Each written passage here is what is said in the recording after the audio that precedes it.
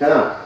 ఇవన్నీ కూడా మనిషిని ఎలాగైతే మనిషి జీవితాన్ని ప్రభావితం చేస్తూ ఉంటాయో, కాలం కూడా ఆయా ఋతువులను బట్టి వసంత ఋతు, గ్రీష్మ ఋతు, వర్ష ఋతు, అలాగే శరత్ ఋతు, హేమంత ఋతు, శిశిర ఋతు అనేటువంటి ఈ ఋతువులన్నీ కూడా కాలాన్ని ప్రభావితం చేస్తూ ఉంటాయి.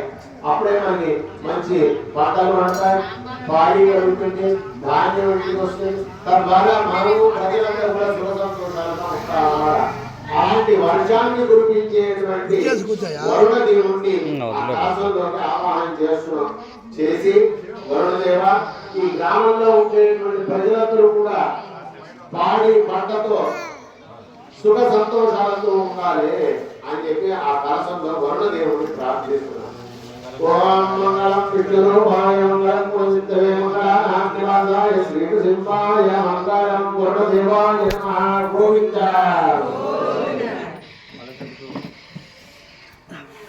స్వామినః సమాధీయతాం ప్రసీదంతు భవంతాః సర్వజ్ఞాన పుణ్యాం వాదయిష్యాచ్యతాం తరేణ భగవతో విద్యేన భగవత సేవనా భగవత కరుణా భగవత కర్మకరిష్యామి. భగవాన్ స్వనీయాన్య స్వరూపస్థితి ప్రవృత్తి స్వదేశ దేవసేనానేన ఆత్మా స్వార్థ స్వగత్ర భావేన కళ్యాణనామా శాంతి పూజా మహోత్సవ, గో పూజా మహోత్సవ, ఆరాధన కర్మ, బాలాలయ ఆరాధన కర్మ, అఖిల ప్రజావత్సలాం స్వాత్మాన్ స్వయమేవ ప్రియలంకారేదుపక్రమదే భగవాన్ భగవాన్ వాసుదేవ పవిత్రం పాదౌ పవిత్రం పాదోదకం పవిత్రం పుణ్యాం భక్తోం ప్రముఖ్యామస్తో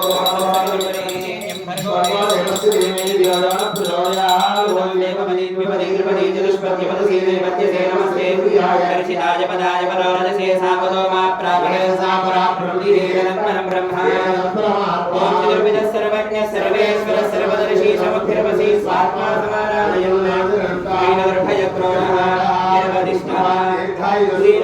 భగవాన్ వాసుదేవ కరోతి భగవాన్ వాసుదేవ కరోతి భగవాన్ వాసుదేవ కరోతి భగవాన్ శంకర్షణ భగవాన్ నిర్భవ భగవాన్